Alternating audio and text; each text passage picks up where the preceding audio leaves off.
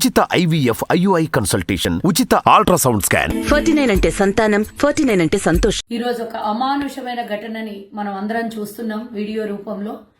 ఆ అమానుషమైనటువంటి ఘటన అచ్చంపేట్ నియోజకవర్గంలో మార్కెట్ కమిటీ చైర్మన్ అయినటువంటి మన ఆర్యవైశ్య బిడ్డ మహిళ, మరి వారి మీద ఈ రోజు కొంతమంది రైతులు, మహిళా రైతులు కానివ్వండి, ఇతరత్ర ఎవరు దాడి చేశారనేది పూర్తి వివరాలు మనకు తెలీదు.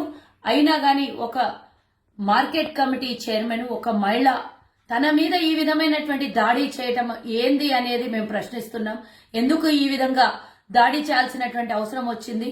ఒకవేళ మీకేమన్నా ఆక్రోశం, కోపం ఏమన్నా ఉంటే గనక మీరు కూర్చొని ధర్నాలు చేయొచ్చు, లేదు అనంటే ఇంకేమన్నా దీక్షలు చేయొచ్చు, గొడవ పడవచ్చు, ఏమన్నా చేయొచ్చు.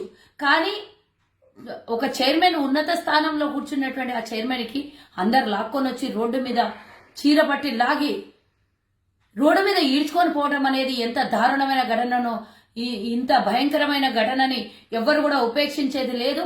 అది ఎవరైనా కూడా సరే ప్రభుత్వం ఈ రోజు ముందుకొచ్చి ఇమీడియట్ గా వాళ్ళ మీద యాక్షన్ తీసుకోవాలని నేను ఒక ఆర్యవైశ్య బిడ్డగా, ఆర్యవైశ్య మహిళగా, ఒక బాధ్యత ఉన్నటువంటి ఆర్యవైశ్య సంఘంలో ఒక బాధ్యత మహిళగా నేను ఈ రోజు ఈ ఘటనని, అమానుషమైనటువంటి ఘటనని నేను పూర్తి స్థాయిలో ఖండిస్తున్నా.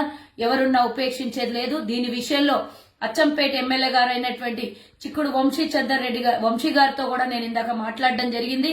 ఈ ఘటన మీద మేమేమి కూడా ఎవరికి సపోర్ట్ చేసేది లేదు. ఎవరు చేసినా కూడా తప్పు, వారికి శిక్ష పూర్తి స్థాయిలో పడుతుంది మేడం అని చెప్పారు. కాబట్టి నేను తెలంగాణ రాష్ట్రంలో ఉన్నటువంటి ఆర్యవైశ్యులకు అందరూ కూడా విన్నవించుకుంటున్నా, ఇలాంటి సంఘటన మన ఆర్యవైశ్యుల మీద దాడి జరగడం అనేది అమానుషమైన ఘటన. కాబట్టి దీన్ని అందరూ పూర్తి స్థాయిలో ఖండించాలి.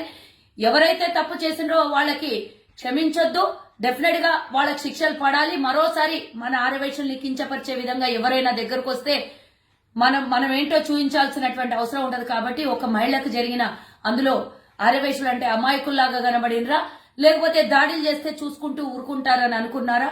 ఇది మాత్రం మేము ఊరుకునేది లేదు, ఉపేక్షించేది లేదు అని మేము చెప్తున్నాము. అక్కడ ఉన్నటువంటి ఎమ్మెల్యే గారు కూడా ఇమీడియట్ గా దీని మీద యాక్షన్ తీసుకొని రేపు పొద్దున ఎలాగో బంద్కు పిలుపునిచ్చాం కాబట్టి ఆ బంద్లో అందరూ పాల్గొనండి. మహిళలకు జరిగినటువంటి అన్యాయం మీద, దీని వెనకాల ఎవరున్నారో అనే దాని మీద పూర్తి స్థాయిలో మనం వెలికి తీయాల్సినటువంటి అవసరం ఉంటది. కాబట్టి అందరూ అచ్చంపేటకి కదిలి రావాల్సిందిగా, తెలంగాణలోనే కాకుండా ఆర్యవైశ్యులు ఎక్కడున్నా కూడా దీన్ని ఖండించాలి అని కోరుతూ అక్కడికి రావాల్సిందిగా విన్నవించుకుంటున్నాము.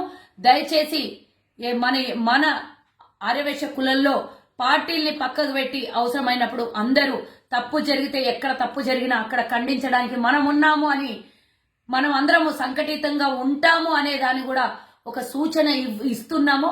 అందరు కదిలి రావాల్సిందిగా కోరుకుంటున్నాను.